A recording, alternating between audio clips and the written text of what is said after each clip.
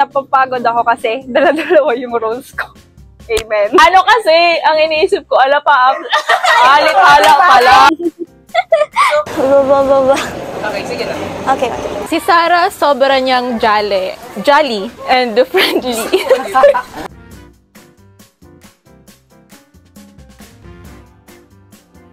Hi everyone, I'm Naara Albar, 23 years old from Bicol University College of Arts and Letters, AB Journalism. And I'm playing the role of Celine. My name is Andrea Luisa G. Cañares and I am 20 years old. Currently studying at Bicol University College of Arts and Letters, taking the course of Bachelor of Arts major in Broadcasting. Ako po ay gaganap bilang Isabella Fabroa. Hi everyone, I am Aliyah M. Ibanez, 22 years old, third-year student, and I am studying for a Bachelor of Culture and Arts at Bicol University College of Education. Yung role ko po dito sa story is yung nanay ng bida. Hi everyone, I am Ruby Marie B. Canafe from Bicol University College of Arts and Letters, taking up a Bachelor of Arts in Literature, and ang role ko po dito ay si Aling Carita. Hi, I'm Lynn Marbella from Bicol University College of Arts and Letters under the program of BA Broadcasting, and I'm 18 years old at character ko po si Sarah. Sobra akong na-amaze and na-curious doon sa storyline, kaya din napa-audition ako and sobra niyang promising. Yung initial reaction ko nung narinig ko yung storyline is, sabi ko, it's really interesting. Tapos, challenging siya. Kasi may mga, historical background. And of course, mahirap siyang unawain kung paano siya nakikita ng direktor at ng nagsulat ng kwento. So, interesting and of course, challenging siya. I was very surprised po kasi very relatable siya. Kasi back in my hometown po sa Katayngan, meron po talaga akong best friend po. To where best friend kami since grade 4 until now. So, parang yung storyline niya siya is naalala ko yung mga experiences namin dalawa. So, ganyan po. First, kung nabasa yung logline sa post nila about the story, na-amaze ako kasi it's about, sabi ko, mystery na the character will find about what happened sa papa niya. And then another is yung people pleaser na character ni Celine. So I am so curious about the stories. So, yung maging reaction ko nung binabasa namin yung concept ng film namin is na-amaze. And syempre, sabi nga nila na nakaka-inspire to kasi parang maraming tao na ma-inspire sa kwento namin. And I know na marami silang malalaman, matutuklasan habang pinapanood nila yung film na to. So, siguro, ang masasabi ko lang sa character nito is hindi naman siya bago sa atin, in real life situation natin. Kasi parang nakikita mo naman siya palagi sa real life na. And for me, super challenging to sa akin kasi parang iba to sa mga roles na nagampanan ko dati sa mga kasi yung mga ginagampanan ko dati is mga malditang anak, parang ganun-ganon. Tapos, mga, basta iba siya sa role ko ngayon parang ako to, yung character na binuo nila is yung sarili ko, pero in matandang version, ganon. My character, Celine, very, para sa akin, relatable siya kasi very nonchalant, quiet lang siya, and then, marami siyang tanong sa buhay, which is, parang pinoportray din yung totoong buhay. Like that. Masasabi ko sa character na ginagampanan ko, since ako yung nanay ng bida, ang pangalan ng nanay ng bida ay si Florentina. At ang ginagampanan ko ay, sa tingin ko, may mga bagay na hindi niya nasasabi agad or nahihirapan siyang sabihin doon sa kanyang anak. Kaya doon napapasok yung ang challenging niyang gampanan kasi hindi mo alam kung paano nga bang mag-act as nanay.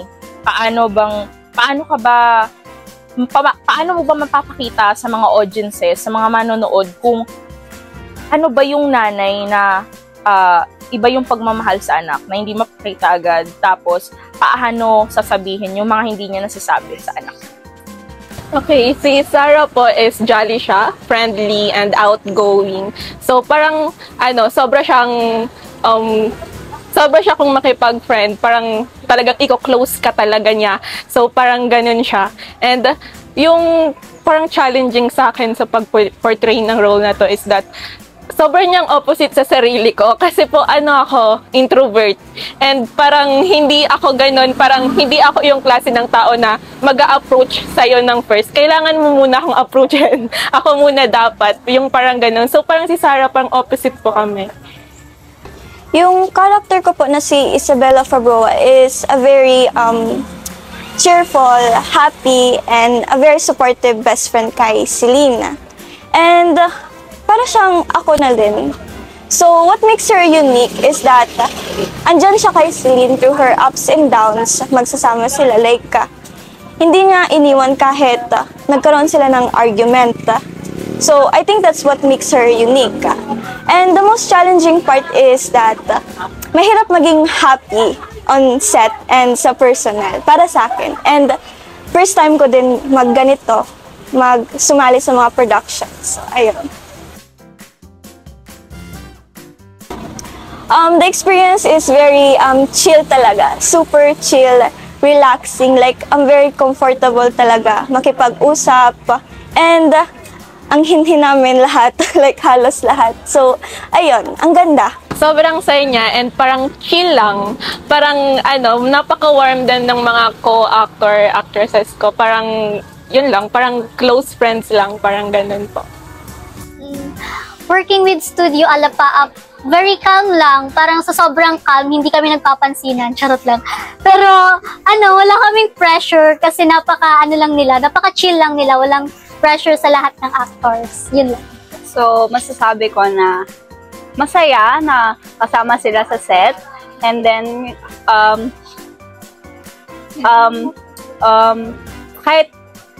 kahit nakakapagod, syempre nakakapagod naman talaga ang gumawa ng ganito kasi yung span is super konti lang.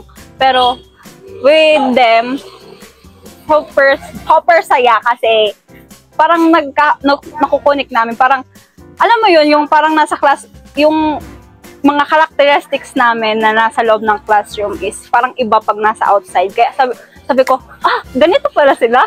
Parang ganon. Yan po. Sa una, syempre, hindi naman madali makipag-usap o makitrabaho sa mga hindi mo kakilala. So, dito, sa kanila, kinalaunan, magaan na. So, yun, nung una, syempre, hindi magkakakilala. So, hindi siya madali. Pero kinalaunan, parang mas easy na siya. And then, good din naman sila makisama kahit nahihiya. Kasi ganun naman talaga. So, ayun, masaya siya. I think kapag napanood to ng mga audiences or ng mga taga-panood, mga manonood, tong film na to, marami silang matututunan sa kung paano nga man nagkakaiba-iba ang pagmamahal ng isang magulang, especially ng nanay. Of course, pagpapatawad, kasi kailangan ng pagpapatawad para makausad. Makausad ka despite sa maraming nangyari na hindi magaganda. So, ayun, madami siyang aral na makakapulutan.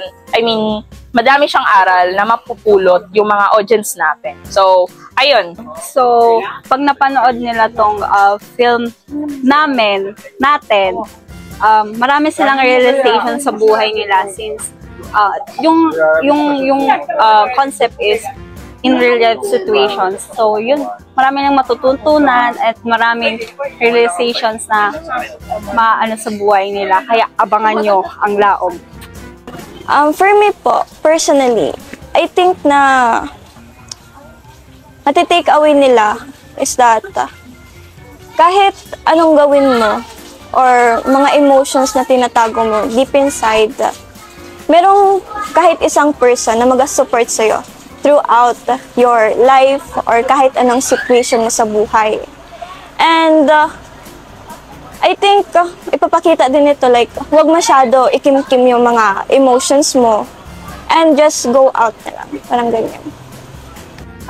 For me, di ba, we have a lot of questions in our lives na sa sobrang dami ng questions natin, parang cycle na lang after ng question natin, ang sagot din ulit sa question natin, question ulit. So, feeling ko yung matatake ng mga audience dito is, wag tayo masyadong maging delve sa ating mga question. Let's explore the world. Wag tayong matakot na lumabas sa comfort zone natin. Yes, there's a lot of questions in our lives, but if mag-stick lang, parang mag-focus lang tayo sa mga questions na yun, hindi natin masyadong ma-appreciate yung beauty ng buhay. Siguro yung maging takeaway nila dito is yung parang yung title niya is Laom. So parang means nun is to hope. So parang yung umasa, may pag-asa na si Celine kasi marami siyang tanong sarili, marami siyang problema. Gusto niyang i-please yung mother niya and hindi niya yun magawa. Parang pasuko na siya. Pero kailangan lang natin isipin na pagkatapos ng dilim, merong liwanag sa kinabukasan. Hi mga kalithala! Ako po si Ruby Marie Canafe. Ako po si Lynn Marbella. Ako po si Aliyah M. Ibanez. Ako po si Andrea Luisa G. Canyares. Ako po si Naara Albar. Abangan niyo po at suportahan ang Laom soon at Lithala Digital Production. Thank you!